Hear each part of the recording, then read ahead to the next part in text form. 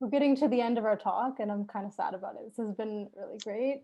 Thank you. Yeah, my last question for you, Shivani, is how did you get into this line of work of clinical social work and psychotherapy? And just tell me a little bit about your practice, your clinic. When you asked me that question, I know I had an opportunity to think about this question a little bit before our interview today, Varinder. I was actually quite grateful for the question because I hadn't thought about it for a long time. And what I realized was that as I think back on the question about what motivated me to be in the field, I think that there is so much to it because I've become more informed of it as I've gone along. So when I was growing up, my grandmother, who was a single parent to my father, who she adopted when he was 19 years old, my biological grandmother and my adopted grandmother were best friends.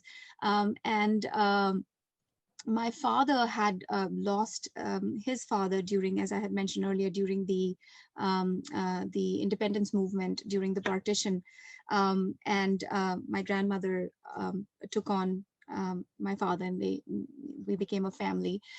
So the story of adoption, the stories I heard about the independence movement was really inspiring. And it really motivated me. My grandmother came from a family of freedom fighters, so she often talked about that. This is dating back to 1947, and so some of her family members had fought in India's freedom movement, and she was a social worker herself. And growing up, she had a lot of public presence, and she was instrumental in rehabilitation of women that had lost their families or separated from their families and children during the partition.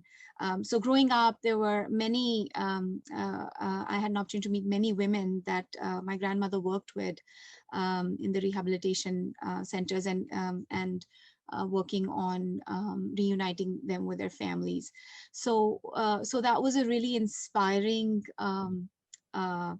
experience that I witnessed. I don't know if it was something that I knew then, but now I know now that had made an impression on my life.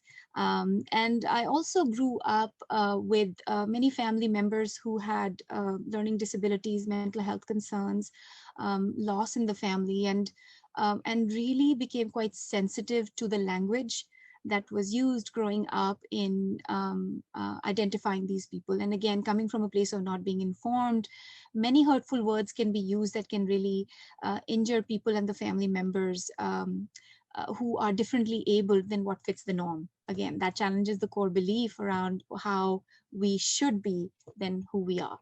So I remember having a very defensive stance in protecting some of my family members who went through some very difficult experiences and how it impacted our family. And I think all that shaped in me finding my way to reconnect with my own sensitivities, my own vulnerabilities, and then being in a position when I learned more about it to be able to work with individuals in strengthening and just being honoring our own experiences and individual selves. I did not expect that answer to have so much depth and history and all this resilience. That was an amazing answer. I'm happy I'm for you actually, to. Yeah. I obviously it could, it's not something you can prepare, but as I'm talking to you, I can tell my audiences that my heart is fluttering because it does bring up all those intensities of our life experiences. And so we can't leave those experiences behind. They inform the making of ourselves, right? So we are all an institution of our experiences and can write our own stories as we evolve, as we grow and become aware of them. So becoming grateful for all the things that maybe weren't positive, but they've created who you are today. Absolutely, absolutely. They have. I'm really grateful for all those experiences because they have shaped who I am today. So you didn't get into your clinic. Do you want to talk a little bit about that? Sure. So I have a private practice in Richmond Hill, and I have been in private practice for a few years now. And prior to that, I worked in the nonprofit sector, specifically in addictions and mental health for about 19 years. And I still do some consulting with some of the organizations in the region, and I really value the work that we do as a community, and really grateful to be a part of this community where I have the ability to give back. In my own private practice, I specifically work with trauma.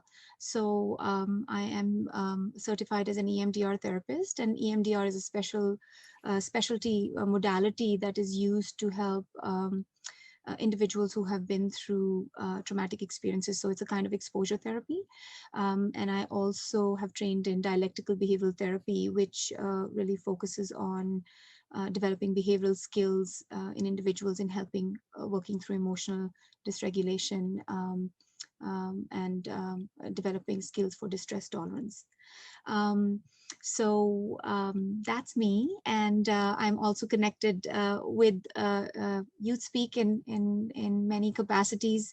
During the early days of Youth Speak, I had the honor of working very closely with Una, who is the founder of Youth Speak, and it's really energizing and inspiring to see the growth with Youth Speak and the opportunity to meet all the speakers. So thank you for this. For anyone listening, how can people get in touch with you?